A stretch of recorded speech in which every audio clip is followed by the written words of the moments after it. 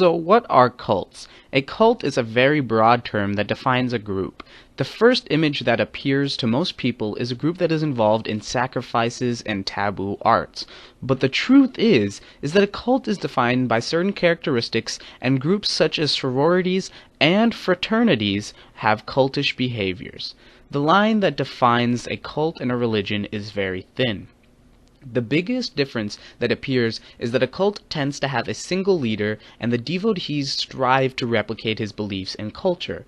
Cults do not publicize their events. They lay low in society and continue their operations without anyone noticing.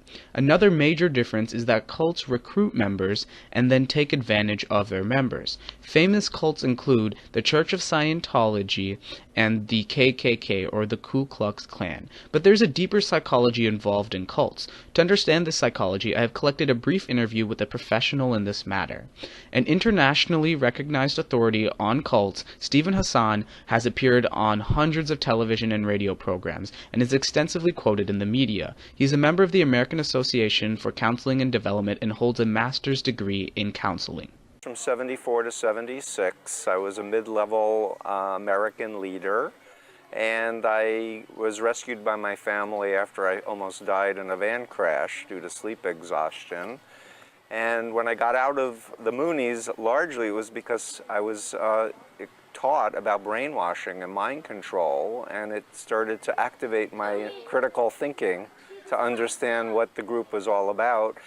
And then I started meeting ex-Scientologists, ex-Children of God members, ex-Krishnas, ex-Children of God, and I realized the ideologies were different, but the mechanisms of how they recruit and indoctrinate people are very, very similar.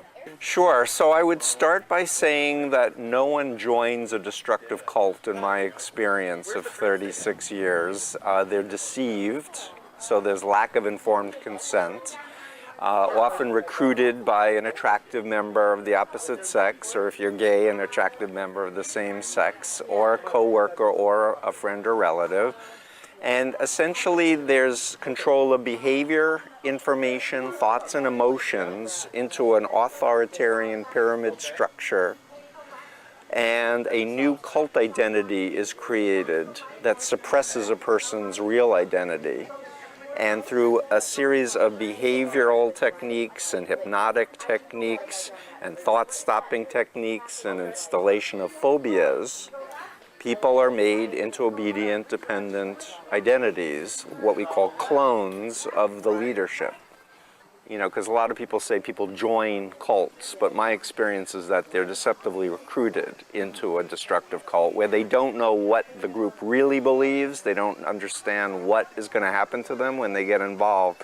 It's an incremental, step-by-step manipulation of their thoughts, their feelings, their information, and ultimately their behavior, until the point of a totalistic split in their identity. They have their cult self and their real self that suppresses the real self. And this cult self is a mirror of the cult leader, so that you think the right way, feel the right way, act the right way, and you receive orders and do what you're told. However, the spirit wants to be free, doesn't like to be lied to and exploited, and so there's always leakage and doubts that are happening. And my approach is dependent really on educating family members, friends, ex-members to create a network of informed people who can then creatively and strategically influence the person in an ethical way to start thinking about what am I doing and what are they really you know, what are their claims and where's the proof, and to educate them in the case of Scientology with information, for example, with John Atak's book, A Piece of Blue Sky, which I think is the single best book on the subject. The symptoms are rather, I mean, if you go through the checklist, if you're having intrusive thoughts, if you're having nightmares, if you're having heavy startle reactions, it's kind of easy to name that, but what the problem is most mental health professionals aren't trained to deal with people involved with mind control and cult problems, and they often will do medication, which in the case of people coming out of Scientology, they've already been programmed with phobias against trusting mental health professionals of any kind, told that they're going to be drugged and electroshocked and lobotomized. So they're afraid that, and what happens is if they do seek help, if they're brought into an emergency room, the first course of treatment is give them drugs, which just reinforces the programming. So I've been doing trainings for psychiatric residents to try to help them at least be aware enough to ask, hey, were you ever involved with a high demand group of any kind, or a group that had any specific teachings against mental health professionals or the medical industry? So the very common presentation of symptoms is depression, anxiety disorder, panic disorder, eating disorder, sexual dysfunction, nightmares, problems decision making, what we call a dissociative phenomenon where people are spacing out or having these intrusive memories where they're back in the group, thinking that they should be doing what they had been instructed in the group. And my approach is basically to tell people the way to recover from destructive mind control is to learn to control your own mind, which means understand how it works. People in groups like Scientology, they're working off of a model that Hubbard wrote about in the 50s, many of which those things that he stole have been debunked, such as you need to re-experience a trauma over and over again in order to be cured of it. What happens when you re-experience a trauma over and over again is you basically re-traumatize yourself to the point of being numb. It doesn't help you get over the trauma at all. So there are much better techniques in the 21st century for getting over traumatic experiences. And one of the confounding problems with people in Scientology is Hubbard claimed that he was dehypnotizing people when in fact his whole system is based on using hypnotic techniques.